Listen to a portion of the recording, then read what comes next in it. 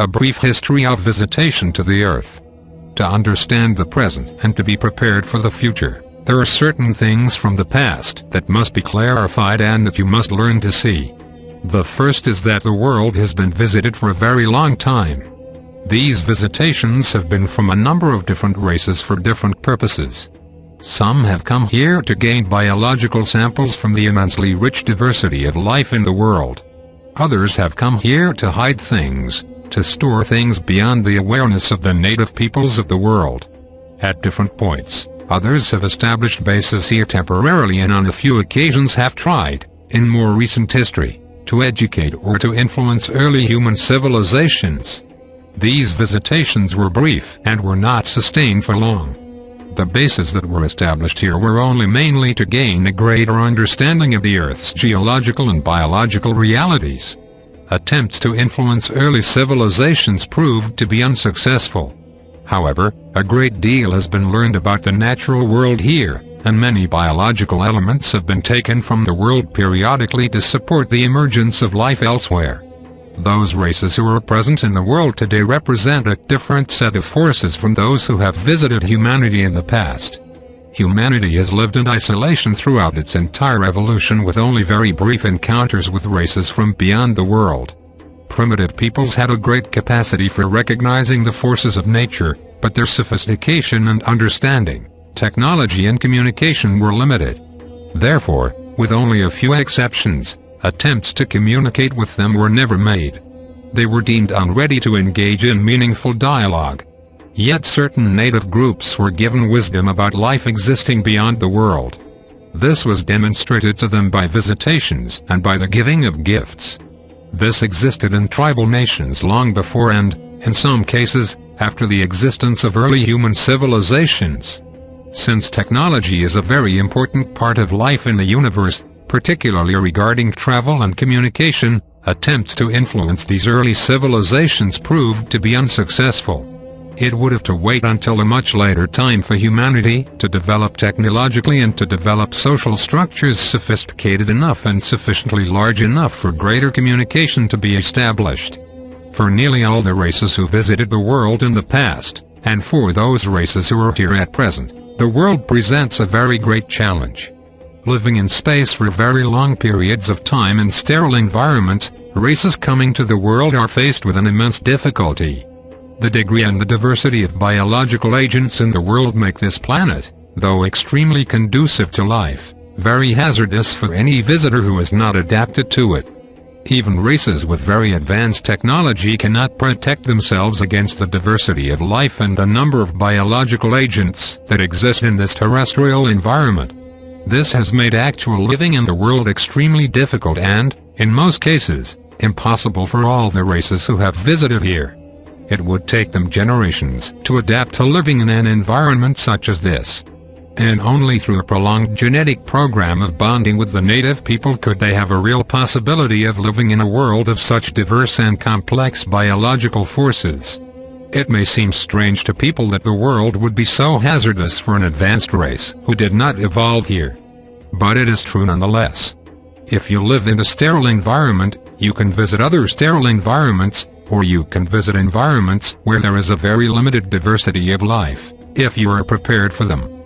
Biological creatures are vulnerable to contamination everywhere in the universe. There is no technology, no medical technology, that can protect a biological entity of any kind from new and unexpected influences. This has made your world an extremely difficult place to visit for any length of time or to live in without a very advanced technology. And to maintain this technology far from the source of one's own civilization is very difficult. The world does not provide the technology and the technological inputs that would be necessary for a foreign race to sustain a technological environment here for very long.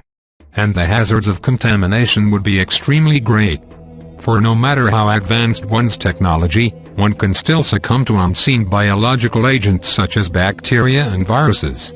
This makes the approach to a world such as yours a very difficult proposition for any race. Even other races who live in environments of biological diversity, and who have been able to maintain those environments and not strip them of resources, would find this to be very challenging. Visitations to the world have been brief and infrequent, carried out by different groups for different purposes. Some have come to gain biological resources, some for experimentation, and some to establish a base of influence. But none of them have been able to be sustained for very long. As a hiding place, the world has offered certain races great advantages. Being densely covered with foliage in many places, and inhabited by native peoples who were superstitious and whose existence was very local within certain areas, has made it possible to hide things of great value here, and certain races have taken advantage of this. Even today there are things hidden in the world beyond human awareness that have been here for a very long time. However, now as humanity's technology is rapidly accelerating, the risk of these things being discovered has increased. Many of these treasures buried here for ages have been removed from the world in recent times, especially in the last century. Humanity's ability to discern the existence of objects, metals and machinery deeply buried even in the ocean, is increasing rapidly, and this has required certain races to return to the Earth to remove things of value that have been stored here for a long time. Despite the difficulties of visiting or dwelling in this world for an advanced technological race, this world has been the focus for many races for a very long time because of its biological diversity and its strategic position in this well-inhabited part of the universe. The Earth has been observed for a very long time. It is of great interest to different groups for different purposes. The ascension of humankind and the rapid development of human technology over the past 2 centuries have brought different forces to the world. Forces who are looking for the possibility to gain advantage and to unite with humanity to gain control of an emerging world such as this. With few exceptions, this was never the focus before, for humanity lived in a primitive state and had not yet built any technology or system of communication that other races could use or benefit from. Native peoples were only of interest in terms of their adaptive capabilities and their knowledge of the local environment. Beyond this, there was no possibility of really uniting with them. The attempt at uniting with human beings genetically, therefore, has only been a very recent phenomenon. In the past, the Earth had been viewed as a storehouse of biological wealth. Yet attempts to establish permanent residences here have failed as the visitors became affected by their biological environment. Even their advanced technology eventually could not protect them from these forces of nature. And the possibility of introducing foreign biological agents into their planets of origin and into their bases in space proved to be far too great, grievous and risky for settlements to be established here for very long. For should a biological agent infect members of an expeditionary force, they could carry these agents to their centers of operation, thus affecting everyone involved.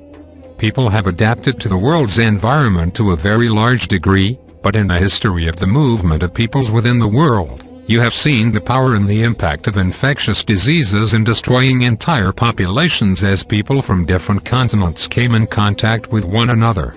This is a very great hazard in space and continues to be a great hazard.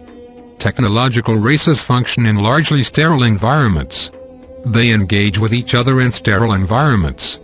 Commerce between nations is rarely carried out on the surface of their worlds unless those worlds have been stripped of their biological agents, or they are planets that never had the presence of a biological evolution. They are simply being used as bases of operation. In the affairs of engagement and commerce in the universe, contact is nearly always made on board craft of some kind or in environments that are well protected and secure from the invasion of other biological agents. The spreading of viruses has been a serious problem in the past in many regions of space, particularly in well-inhabited regions such as your own.